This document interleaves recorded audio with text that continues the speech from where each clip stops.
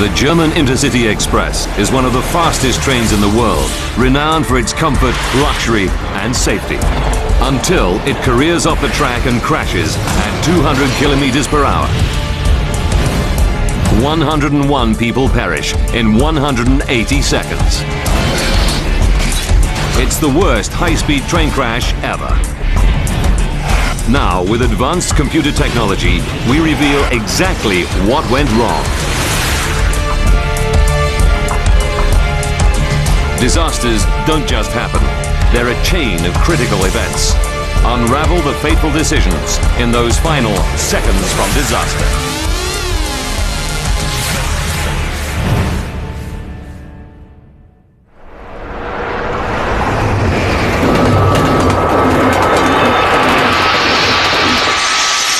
Europe, Germany, Munich. 3rd of June, 1998. 5:45 a.m.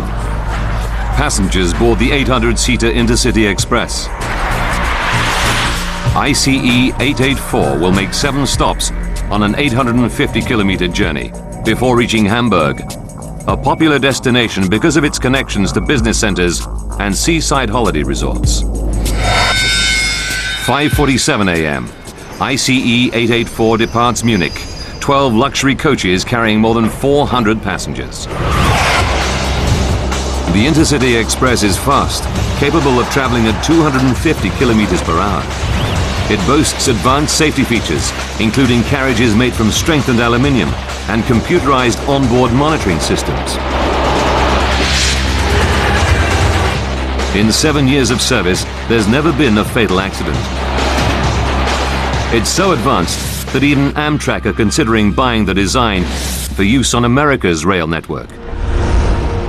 The second stop on ICE 884's journey is Nuremberg. Jörg Dittmann, his wife Sigrid, and their 6-year-old son Andre get on and take their seats in coach 1, right at the front of the train. They're going away to the seaside. Well, it was the very first big holiday for my family. So we said, okay, let's have a stress-free break without the car. Well, because on a train you're free to move around, which is a big advantage when traveling with children. Edith Schäflein is also going on holiday. She boards coach 5 in the middle of the train. I got on the Intercity Express in Würzburg. I was on my way to a health resort, and I was due to get off in Hamburg. Udo Bauch takes the ICE train because its smooth ride and luxurious surroundings enable him to work on the journey. He boards coach 12 at the rear of the train. I got on the ICE at Fulda station. I was on a business trip to a conference in Hamburg. I wanted to prepare for the day ahead, so I found a compartment, sat down and worked on my laptop.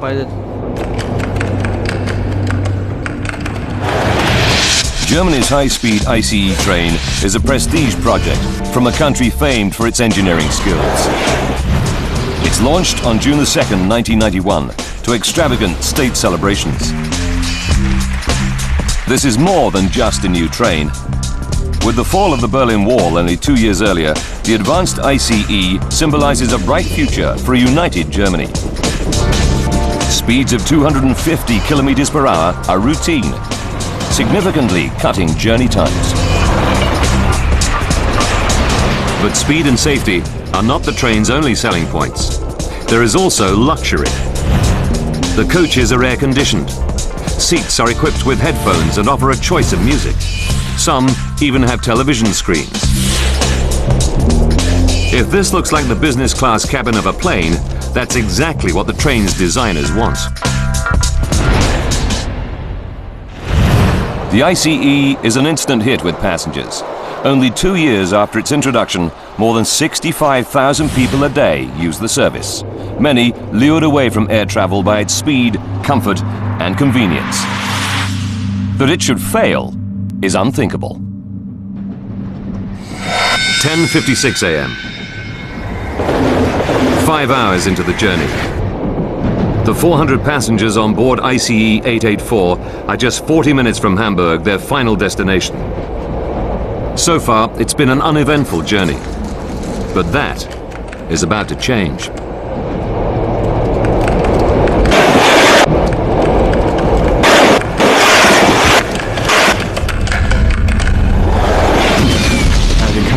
The bang was just beyond any description. All I can compare it with is the moment when a supersonic jet thunders through the sound barrier. And this happens right next to your ear. And at that moment, a shard of metal came slicing through the armrest between my wife and my son. The huge metal shard creates a gaping hole in the carriage floor. I just said, get out, get out, get out of the compartment. Raus, raus, raus aus dem Abteil. Elsewhere in the train, passengers hear the bang, but they're unaware of what's happening in Coach 1. Edith Schäflein is in Coach 5 in the middle of the train. There was an enormous bang. Und da sind die Leute in unserem Waggon aufgesprungen und haben gesagt, And the people in our carriage jumped up and wondered what it was. ruhig, da lief der Waggon wie auf Butter wieder. But then it all went calm after that. Keiner hat sich mehr, alle haben sich The hingesetzt, train aber continued David ist so ruhig smoothly, and betrachtet, so die Leute everyone sat back aufgesprungen haben down. gesagt, was war das? At the very back of the train in Coach 12, Udo Bach is absorbed in his work. I didn't hear anything beforehand, unlike other passengers who've reported hearing noises. But that's probably because I was concentrating. I was working on my computer. 10:57 a.m. and the damaged ICE 884 is still speeding through the countryside at 200 kilometers per hour, with a huge shard of metal that smashed through the floor of Coach 1 lodged between two seats. Jörg Dittmann takes immediate action. He leads his wife and son out of the damaged coach and sets off to alert the train crew to what he's just witnessed. Den Schaffner, den habe ich im dritten I found the train conductor in the third coach. Im dritten Waggon ist gewesen. Getting there from Coach 1 seemed to take forever. Im dritten, der kam mir eigentlich irre lang vor. Da kam mir It felt like I had to run the length of the train. durchgelaufen wäre. Das war schon eine It took enorme Zeit ages. eigentlich.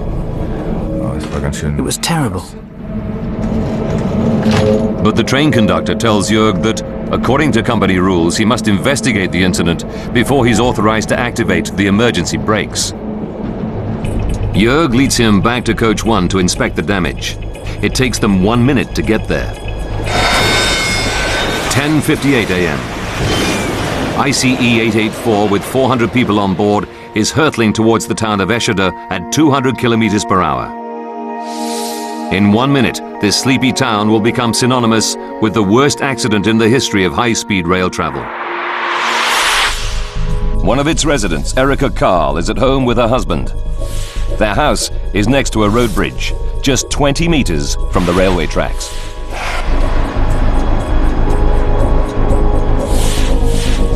I was sitting in the kitchen with my husband, having a cup of coffee, and we were talking about changes we wanted to make to our garden. It was a lovely summer's day, no indication of what was about to happen.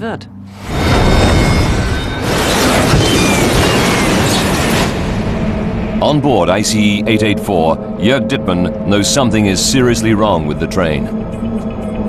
I came back with the conductor, and by then the whole train had started to sway from side to side, so we were thrown about the carriage. ICE 884 is approaching the Eschede road bridge at 200 kilometers per hour. Hopefully this thing will come to a stop somehow, and nothing terrible will happen, is what I thought.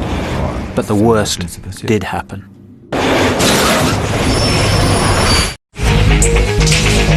A routine trip on a German intercity express is about to turn to tragedy.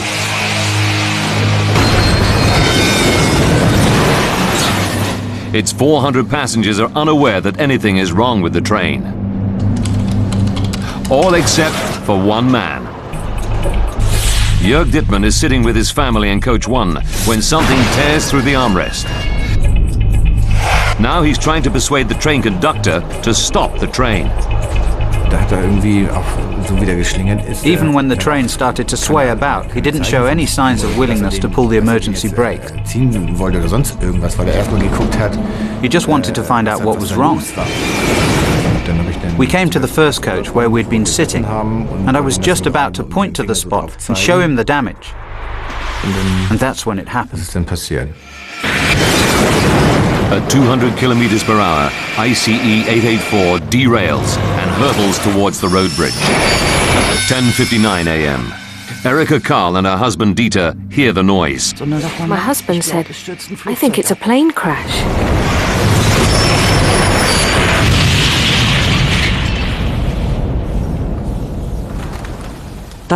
And then there was deathly silence, and not even the birds were singing.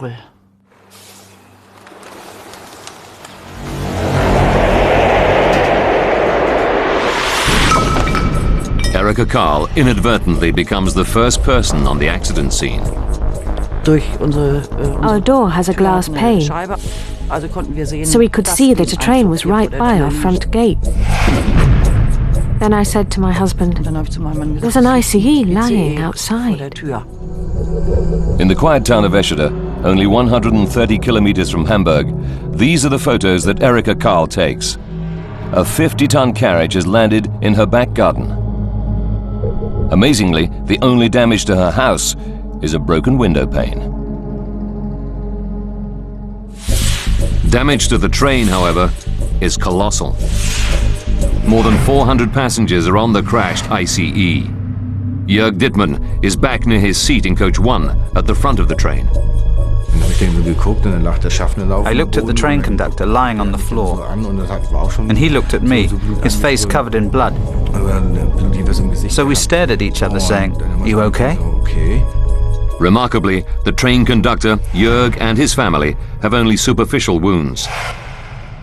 They're able to walk away from the accident. Further down the train, Edith Schäflein and Udo Bauch are seriously injured, along with more than 100 others. 11:05, 6 minutes after the crash. As the emergency services arrive, the enormity of the disaster becomes apparent. First news pictures reveal that the double-lane 300-ton road bridge has totally collapsed.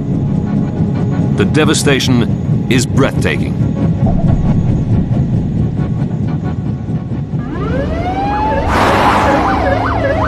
Andreas Evinghausen is one of the first policemen on the scene.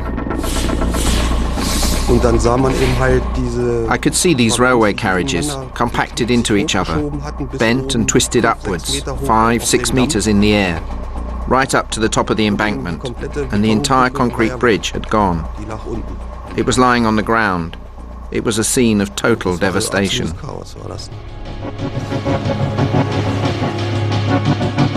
Eight of the ICE's coaches have concertinaed into an area little more than the length of a single carriage.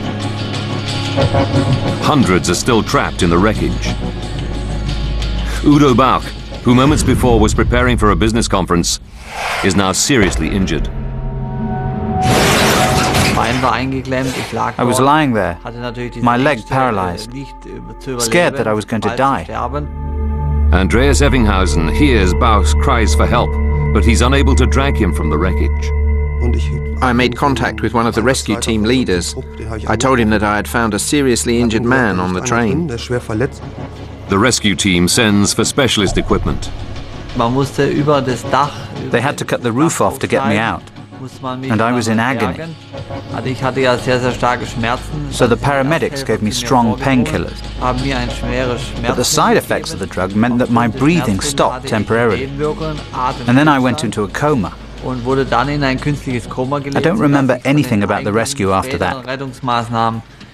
How I ended up in a helicopter and was flown to Hanover. I don't recall any of it. 11:25 a.m. Initial estimates put the number of casualties at 40 dead and 40 seriously injured. Edith Schäflein is trapped in coach 5 with injuries to her legs. Then the first fireman appeared and asked how I was. I said I was fine.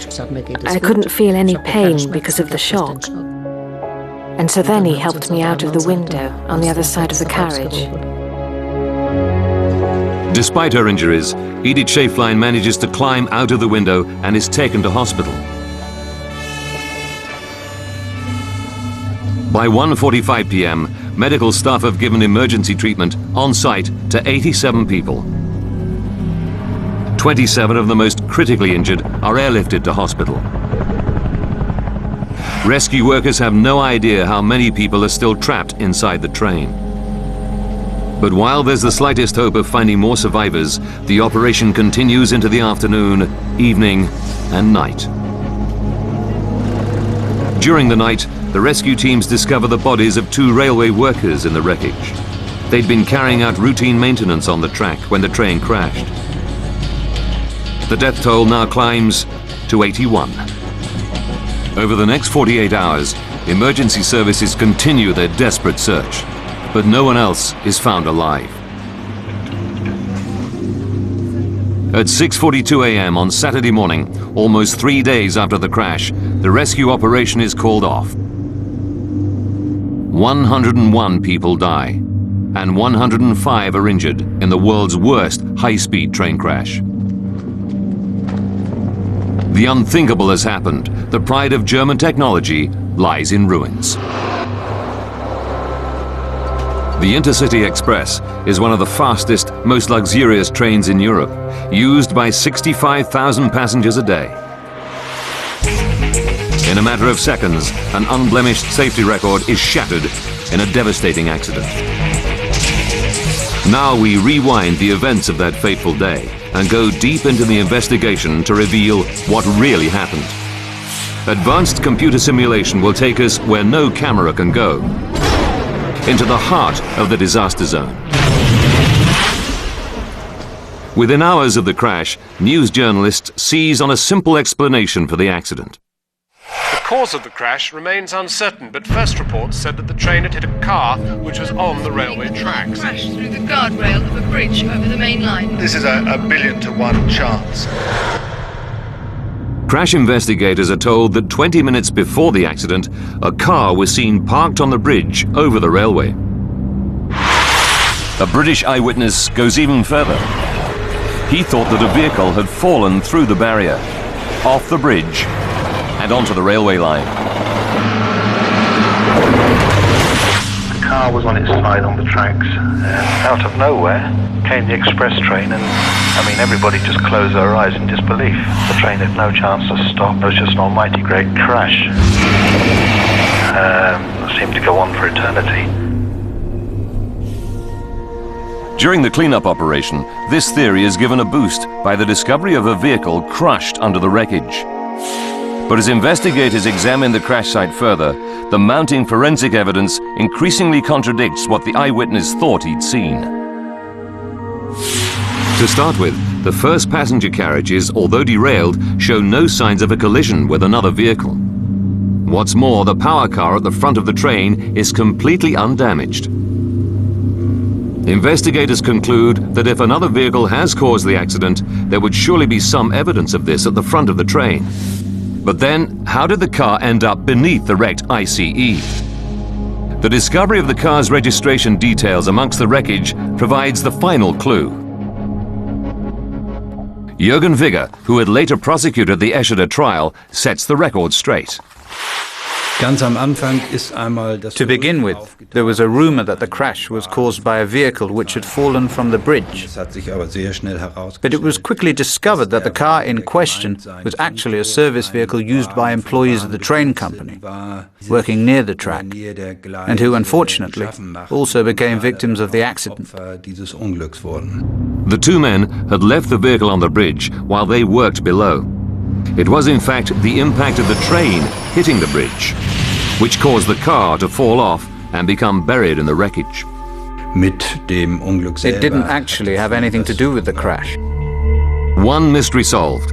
But if the car didn't cause the accident, what did?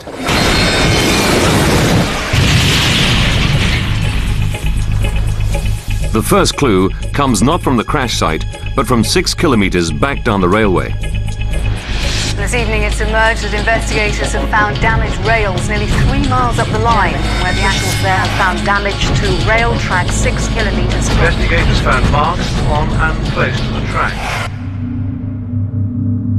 Could these damaged railway tracks 6 kilometres back from the accident site really be linked to the cause of the disaster? In Coach 1, investigators make a second discovery that could be related. They find a length of steel lodged in the floor of the carriage. What is it exactly, and where did it come from? Investigators now have to travel back to the final minutes leading up to the crash.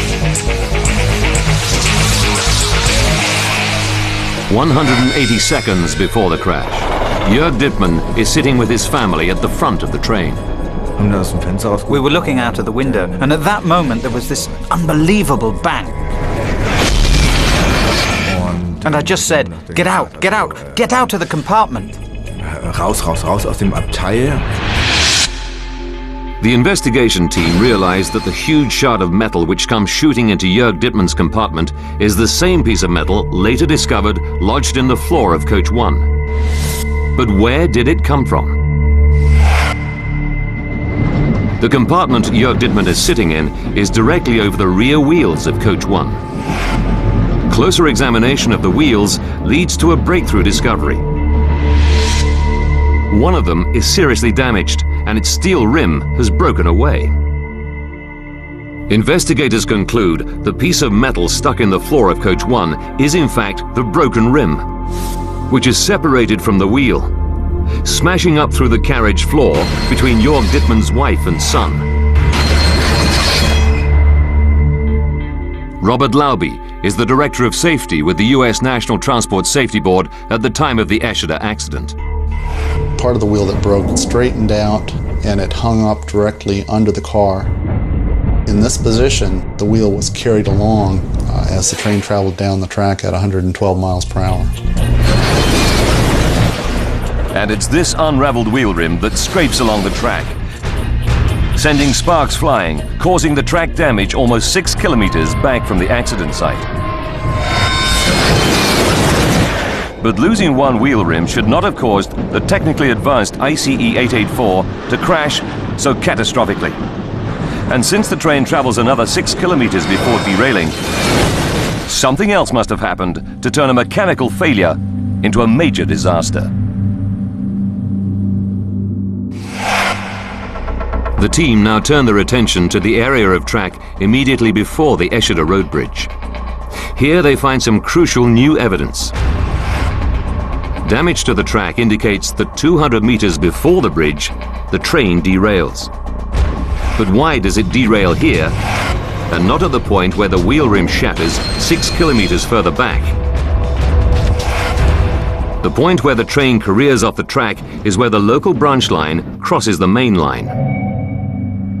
There are two sets of points which can divert rail traffic from the main line to the branch line. To guide trains through these sets of points safely, there are also rail guides known as check rails. Investigators comb the track at the point of derailment. They make a crucial finding. One of the check rails, a length of steel, is missing. It's been completely torn away from the track. They need to find it. A detailed search of the crash site reveals nothing. But when investigators examine the inside of the wrecked train, they make another vital discovery. This is Coach 1. Our cameras are the first to be allowed inside since the Eschede crash inquiry. Faded posters and magazines lie scattered around the carriage. It's as if time stood still at 10:59 a.m. on June the 3rd, 1998. Here, investigators make a breakthrough. Damage to the compartment in which Jörg Dittmann was traveling indicates where the wheel rim unraveled, splitting the floor open and piercing the armrest. But only a few meters away in the corridor, investigators find something else. It's the missing check rail, which leaves these gaping holes in the floor and ceiling. With this discovery, they're now able to piece together more of the last moments of the train's journey. 3.6 seconds before the crash, on the approach to the Eschede road bridge, ICE 884 is still traveling at 200 kilometers per hour, with the wheel rim scraping along the track. As the train runs over the first set of points, the end of the rim scoops up the check rail, which smashes through the floor of coach 1. It's this massive impact which causes two of the wheels at the rear of coach 1 to derail. But investigators realize that although ICE 884 has derailed, this still isn't enough to cause the huge devastation of the Eschede accident. In fact, in many derailments, trains often grind to a halt with minimal damage. So if the derailment isn't the final cause of the disaster, what is? Germany's high-speed train, ICE 884, crashes in the town of Eschede, killing 101 people. It's the worst disaster in the history of high-speed rail travel. Using advanced computer graphics based on accident reports, we go deep into the investigation to unravel the tragic chain of events. Investigators know that the metal rim of one of the train's wheels breaks and smashes up through the floor of coach 1 just as it's approaching a road bridge. When it passes over a set of points where the branch line crosses the main line, the rim from the damaged wheel scoops up a check rail and the train derails. Even now, the train should be able to come to a halt safely, but instead, the fatal chain of events continues. The investigation team return to the crash site to hunt for more clues. They examine the second set of points immediately before the bridge and make an extraordinary finding. There's evidence to suggest that after the points, ICE 884 actually starts traveling on two different sets of tracks, the main line and the branch line. How can this have happened? The team deduced that 1.44 seconds before the crash, as ICE 884 passes over the second set of points, one of the two derailed wheels of coach 1 smashes into them and forces them to open. This means that the carriages following coach 1 are now guided onto the wrong track, the local branch line rather than the main line. With the front power car still pulling at 200 kilometers per hour, but the coaches behind it slowing as they leave the main line and derail, the connection between the power car and the rest of the train tears apart. At this moment, emergency air brakes automatically deploy throughout the train. Jörg Dittmann and the train conductor in coach 1 are hurled through the air. Before we could react at all, there was this jolt, as if a bullet had been fired from a gun. I felt it was all over. Coach 1 is now straddling the main line, and coach 2 is heading off onto the branch line. But even this does not cause the final crash. 1.44 seconds before impact, ICE 884 is derailed, but essentially undamaged, and its emergency air brakes could bring the train to a controlled stop. But that is not what happens. And what's more, the compact nature of the wreckage indicates to investigators that this is a particularly violent accident. They now scour the crash site for clues to shed light on how a train 410 meters long can have been compressed into an area the length of a single carriage. They examine the remains of the Eschede road bridge to see what part it might have played in the accident.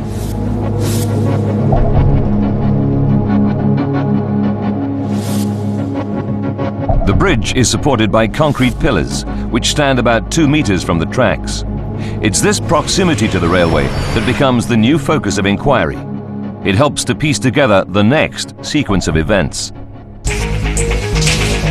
About 3 minutes after the wheel breaks, ICE 884 reaches the Eschede road bridge at a speed of 200 kilometers per hour. The power car and coaches 1 and 2 pass under the bridge without touching it. But coach 3 is pushed outwards by the momentum of the train and slams directly into the pillars. ICE 884 crashes into the Eschede road bridge. The third car was diverted over to the siding and swung out to the right, and at that time struck the supports for the bridge and knocked the supports out from under the bridge. When coach 3 destroys the pillars, the bridge starts to collapse. Coach 4 clears the falling bridge, but catapults off the track and crashes into nearby trees. As coach 5 passes under the collapsing bridge, it's struck by tons of falling concrete, and the rear half is totally destroyed. Edith Schäflein is traveling in the front half of coach 5. There was just no time to think. I heard the bang and was thrown about. I was catapulted from left to right. I saw that the windows were shattering and the train buckled so much. It's just impossible to imagine how it was so completely smashed up, so completely ripped apart. Immediately behind her, the restaurant coach is crushed to a height of 15 centimeters by the falling bridge. The resulting debris now blocks the path of the remaining 6 coaches and the rear power coach, which, moving at almost 200 kilometers per hour, concertina into the wreckage. Udo Bausch is in passenger coach 12. There was a bang louder than I've ever heard in my life. And then everything happened very quickly. I was flung around the compartment, left to right, up and down, until I was left lying there in agony. 101 people are killed in the crash at Eschede. It seems to be the result of a tragic chain of events.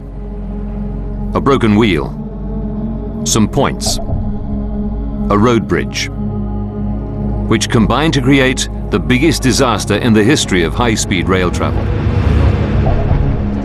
If this is the case, if this is a 1,000,000-to-1 chance accident, then the reputation of the ICE as a safe train will remain intact. But in the next stage of the inquiry, investigators make a startling discovery that proves the accident could easily have been prevented.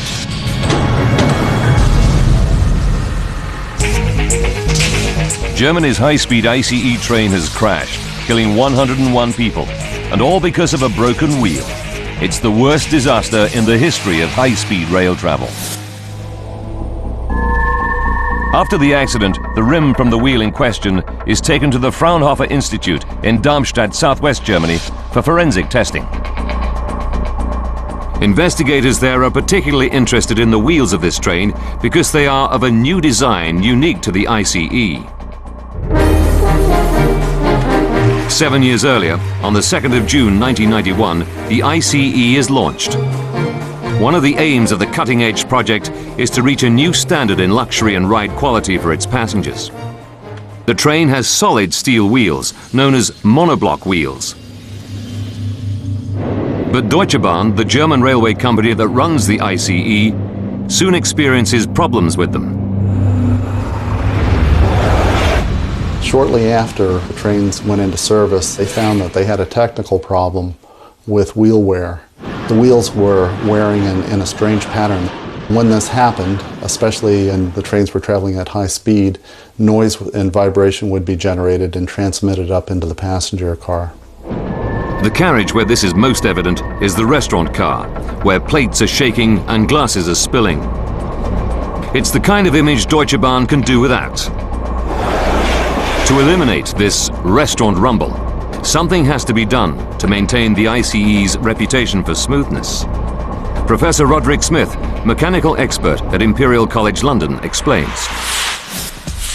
Now, what steps can you take? It range from radical redesign of the track itself, which is clearly not practical, huge redesign of the vehicle, some changes to the suspension of the vehicle, or some changes to the wheel. And so a fairly obvious answer, most people would think that changing the wheel might be the cheap solution. Within 2 months of the ICE's prestigious launch, and under pressure to find a solution, Deutsche Bahn decides to replace its original monoblock wheels with duoblock wheels. But how does this improve the smoothness of the ride? A traditional monoblock, or one-piece wheel, is made from a single solid piece of steel. But a duoblock, or two-piece wheel, has an inner wheel surrounded by an outer rim. Sandwiched between are sections of rubber, designed to help absorb vibrations and provide a smoother ride. On the 31st of August 1992, Deutsche Bahn approves duoblock wheel type 064 for use on its ICE trains. The new wheel instantly improves the ride, and cups and saucers no longer shake and rattle in the dining car. Wheel type 064 seems initially to be a big success. That is, until one of them fails and triggers the terrible chain of events that caused the Eschede train crash.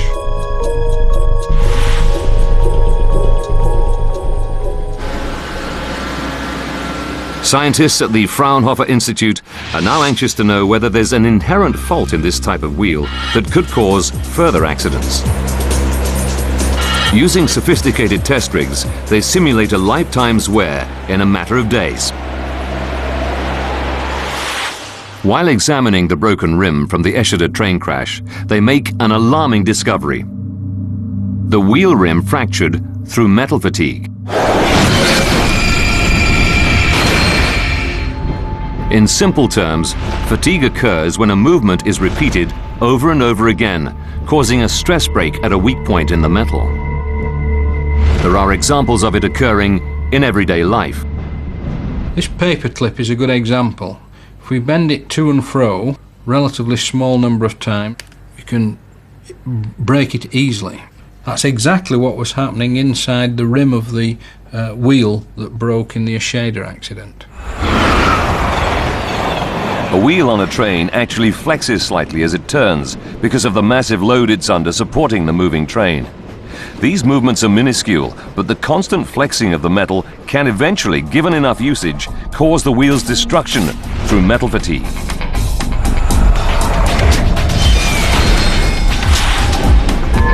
With a duoblock wheel, there's a layer of rubber between the wheel and the rim. The soft rubber allows the outer rim to flex much more than on a monoblock wheel. As the separate rim wears down through use, the flexing increases.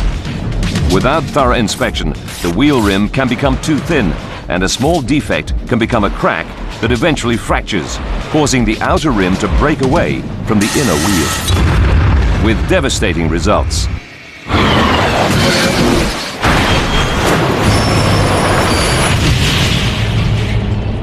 In the case of ICE 884, this is exactly what happens. But metal fatigue fractures in train wheels usually develop over a period of months or years. So why didn't Deutsche Bahn technicians notice it during routine maintenance inspections? This is the answer that Deutsche Bahn gives to the investigation team. Instead of relying on their sophisticated metal fatigue detection equipment, it turns out that engineers at Deutsche Bahn's Munich maintenance facility had been carrying out safety checks on ICE's wheels with nothing more advanced than a flashlight.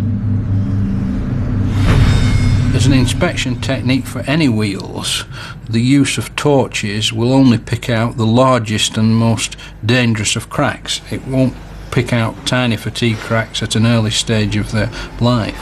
So, in terms of detecting potential cracks on the inside of the rim of a duoblock wheel, it's a completely useless technique. The engineers at Deutsche Bahn's Munich depot had also been carrying out some tests with their high-tech testing machines. But the data was considered unreliable as the equipment constantly came up with error messages. However, in the week leading up to the Eschede train crash, the wheel that would go on to cause the accident was highlighted as being defective in 3 separate automated checks.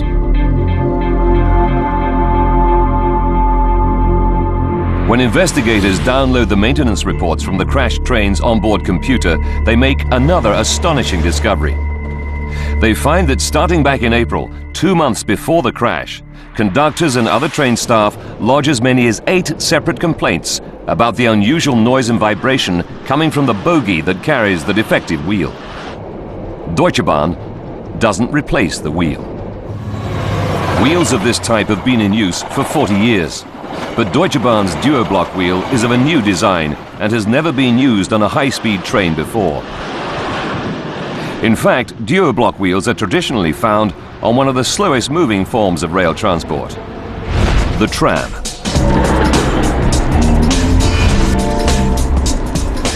In July 1997, almost a year before the Eschede train crash, the company that runs the tram network in the German city of Hanover discovers dangerous metal fatigue cracks occurring in its duo-block wheels, even though they're running at speeds of only 24 kilometers per hour.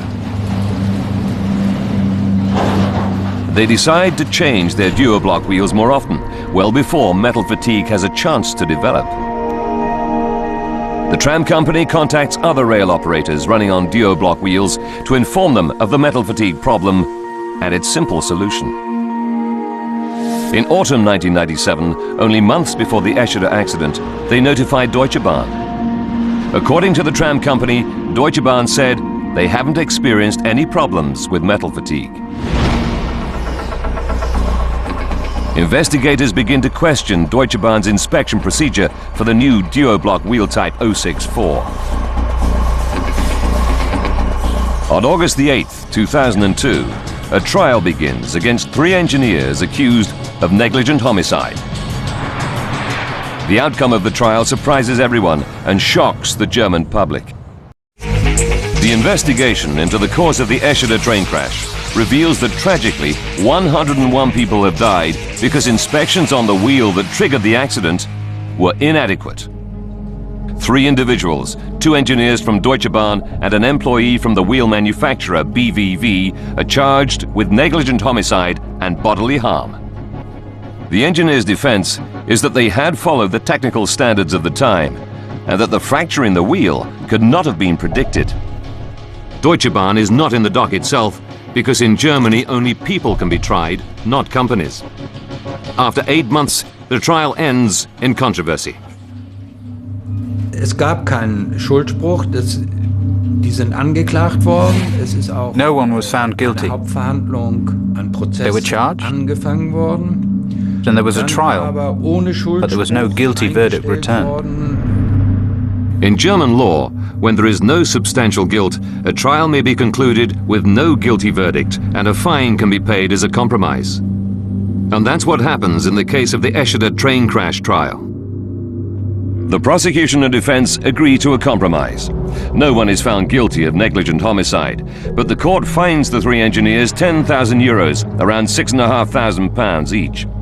Families of the victims and survivors of the accident are furious. The court's decision makes their fight for compensation much harder. It's a huge disappointment to me. The fact that German law is in such a sad state. In other countries, curiously, these things work without a hitch. And there are excellent, much better schemes taking care of the victims. Only in our country, strangely, this is not possible. It seems beyond belief. Soon after the accident, Deutsche Bahn did make initial goodwill payments to the families who had lost loved ones in the accident. The amount was 30,000 Deutschmarks for each person killed. This offer was met by some with anger and derision. 30.000 Mark damals. 30,000 marks for every dead person. That's just a joke. Deutsche Bahn later settled financially with many victims. But for Edith, money has had a limited effect on her quality of life.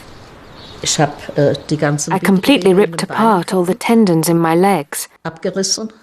And so I still have problems from that. Even now, I have to make allowances every day. Directly after the accident, Udo Bauch spends 17 days in a coma. Today, he's disabled and cannot work. He's reunited with the policeman who saved his life, Andreas Evinghausen, whom he asks to be the godfather to his daughter Marie, born 3 years after the accident. And thankful to be alive, Udo builds a memorial. Diese Kapelle wird jährlich von ca. 5.000 bis 6.000 Menschen. This chapel gets about 5,000 to 6,000 visitors a year, and it's very popular. People say lots of prayers here for the victims of Eschede. And that is enough proof for me that to build this memorial with my own money was the right thing to do. A year after the construction of Udo Bauch's memorial, an official memorial is also built, in part funded by Deutsche Bahn. It's at the site of the crash next to the new Eschede road bridge. A reminder of that terrible summer's morning when an extraordinary chain of events unfolds. A poorly maintained wheel which breaks and lodges in the train floor, scooping up a check rail, causing ICE 884 to career off the tracks as it crosses a set of points and smash into the bridge, triggering the world's worst high-speed rail disaster. Today, Deutsche Bahn has removed the duo-block wheel Type 064 from service and replaced them with traditional monoblock wheels. They maintain that the wheels and the inspections met the standards required at the time, and that their engineers could not have predicted a wheel fracture. As of November 2002, Deutsche Bahn say they paid out 25 million euros in compensation to the victims' families and survivors of the crash. Since refitting monoblock wheels, Deutsche Bahn's ICE trains have clocked up millions of kilometers a year safely. And the popularity of high-speed rail travel worldwide continues to soar.